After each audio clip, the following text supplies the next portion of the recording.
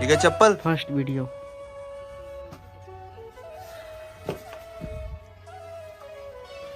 बेटा किसी का हुलिया देख के है ना, पैरों में चप्पल देख के उसकी औकात का अंदाजा नहीं लगाने का। ये भले ही चप्पल है, लेकिन पता है ये चाबी किसकी है? अभी बताता हूँ।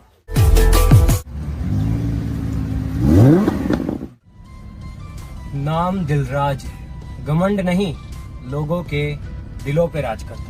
मिस्टर इंडियन हैकर जो कि इंडिया का सबसे बड़ा एक्सपेरिमेंट चैनल है, इन्होंने 5 करोड़ की लैम्बोर्गिनी खरीद के फिर से एक बार धमाल मचा दिया है। मिस्टर इंडियन हैकर ने इस लैम्बोर्गिनी को दुबई से परचेज करा है। एक बार जब मिस्टर इंडियन हैकर ने अपने 7 करोड़ के स्टूडियो को दिखाया तो लोगों का रिएक्शन तो कुछ नहीं था, लेकिन इनके इस 5 करोड़ की लैम्बोर्गिनी ने बॉलीवुड इंडस्ट्री और यूट्यूब पर तो धमाल मचा दिया। इनके इन्वेस्टमेंट को देखकर आप अंदाजा लगा ही सकते हैं कि इनकी यूट्यूब इनकम कितनी है।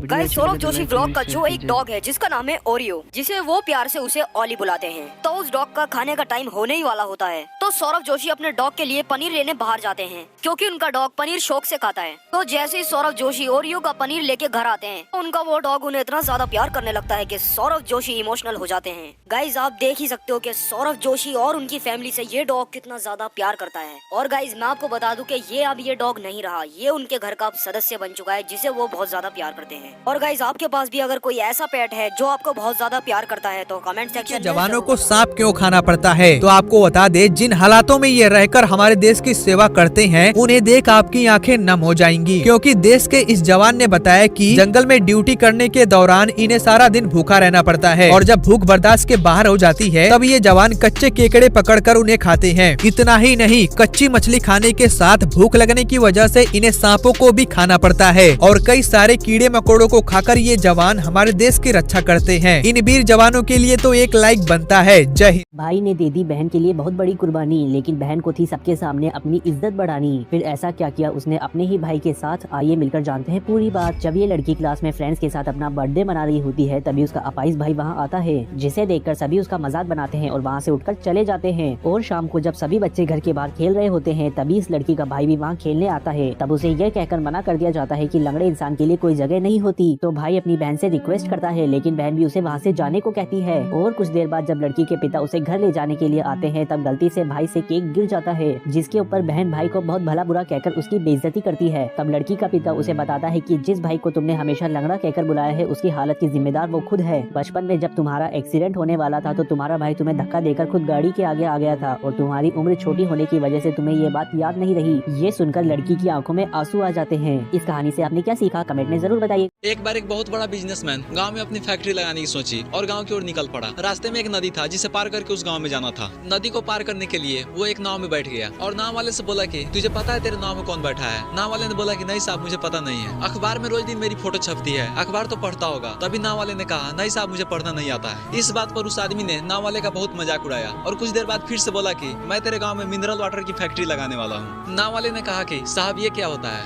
इस बात पर उस आदमी ने कहा कि तुझे ये भी पता नहीं है कि फैक्ट्री क्या होती है, तू कभी शहर गया है? नाव वाले ने कहा, साहब मैं इस गाँव से कभी बाहर गया ही नहीं। वो आदमी नाव वाले का बहुत मजाक उड़ाया और बोला कि ये भी कोई जिंदगी है। नाव वाला भी सोच में पड़ गया कि ऐसी जिंदगी जीने से क्या फायदा। उसका ध्यान जैसे ही भटका, नाव एक पत्थर से टकरा गया और नाव में पानी भरने लगा। तभी नाव वाले ने पूछा कि साहब आपको तैरने आता है? वो आदमी बोला कि नहीं, मुझे तैरना नहीं आता। अब नाव वाला हंसते हुए कहा कि आपको तैरना तक नहीं आता, ऐसी जिंदगी जीने से क्या फायदा। इतना सुनकर उस आदमी को अपनी गलती का एहसास हो गया कि हमें कभी भी किसी का मजाक नहीं उड़ाना चाहिए, क्या पता कब किसकी जरूरत पड़ जाए।